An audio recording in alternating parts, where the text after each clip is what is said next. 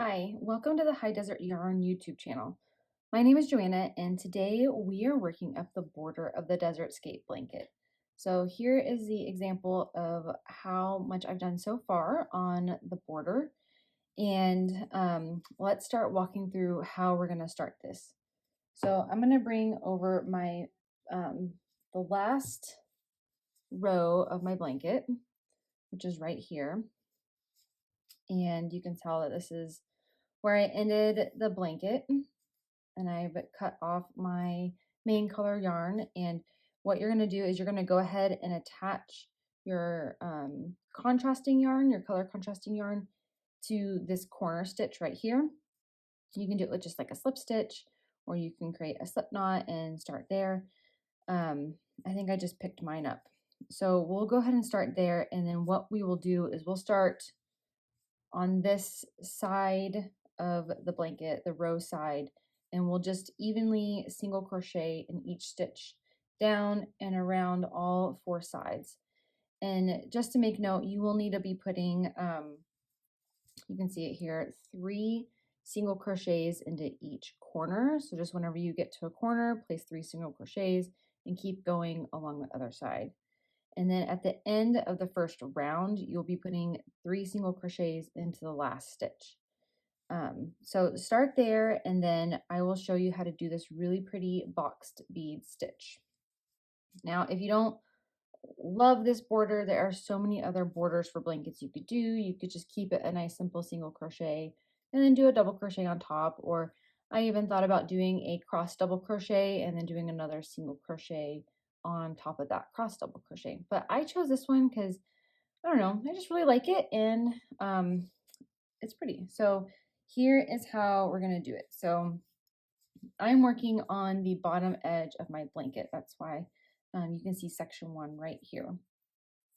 But as the pattern reads, we're going to, okay, so this is round 2. So I'm gonna show you round 2 because round 1 is just putting single crochets evenly all the way across. And if you do need help figuring out how to do that on the edges, feel free to comment or email me, comment in the Facebook group.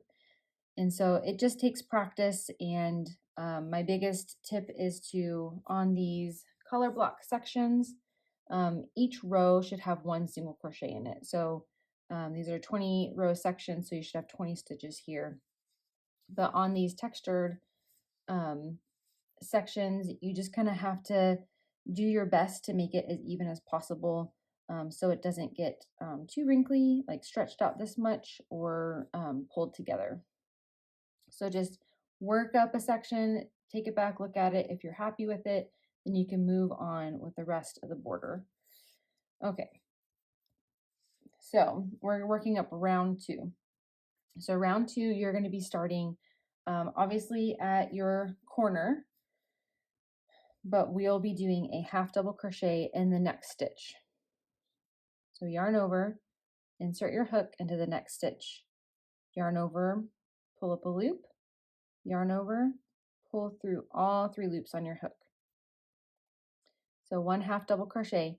And then for the bead stitch, what we're going to do is, instead of doing that puff stitch like slanted into the stitch, or just a puff stitch here, we're going to be skipping this stitch here, this next stitch, just like a slanted puff, and putting a half double crochet in this next stitch. So yarn over, insert your hook, yarn over, pull up a loop, yarn over, pull through all 3 loops on your hook. Okay, so then instead of yarning over and wrapping into that skip stitch, like how we would do for a slanted puff stitch, we're going to be wrapping it around the post of the half double crochet. So yarn over, the insert from the front of the work to the back of the work, yarn over again to pull up a loop, and we're working around that post stitch. So then yarn over again, insert into that same space from front to back, yarn over, and pull up a loop. So we've got 5 loops on our hook, and we need to do it one more time. Yarn over, insert into that space from front to back, yarn over, and pull up a loop. So now we should have 7 loops on our hook, and we can go ahead and yarn over and pull through all 7 loops. And then we'll just repeat that process. So half double crochet in the next stitch, and then skip a stitch, and then half double crochet in the next one. And then we'll do that bead stitch around the post of the half double crochet.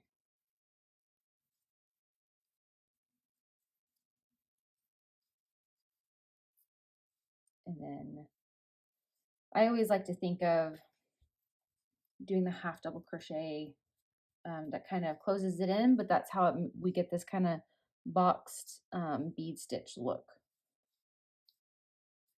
All right, so I'm going to finish out until the end of the corner, and then I'll show you how we're going to work the corner.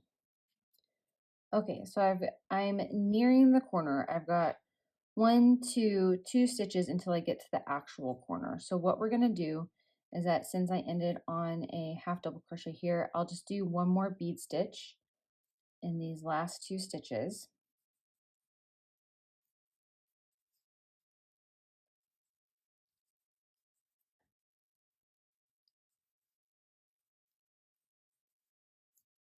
And then I am going to put 3 single crochets right here.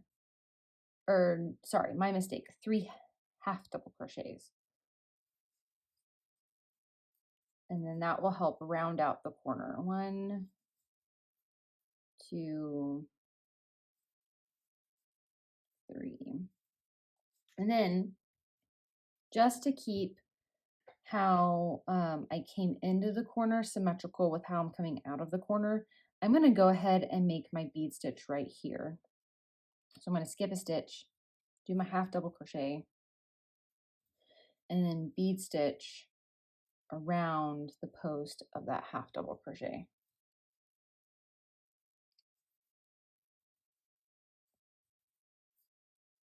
Okay, I'm going to do one more half double crochet to kind of lock it in for our boxed bead stitch. And so there is our corner. And you can see that it's going to just be kind of symmetrical coming out from this middle half double crochet right there. Now, if you're coming up to a corner and you've done your bead stitch and then you realize you have an extra stitch here, and you would have 2 half double crochets and then you'd place your corner, that's okay too. My biggest suggestion is that since, especially on these edges where we can try our best to get an even number on this edge, this row edge, and then our other row edge on the other side, it can be tricky. So if you wanted to take extra meticulous time to make sure that every section was even on each side, you can do that, or you can kind of just probably wing it. Generally, what you stitch on this side is going to be even to that other side on like this side of the blanket. So I wouldn't worry too much about it. If you do want to make sure that you've got enough stitches per each side, you do need to have multiples of 3 for this repeat.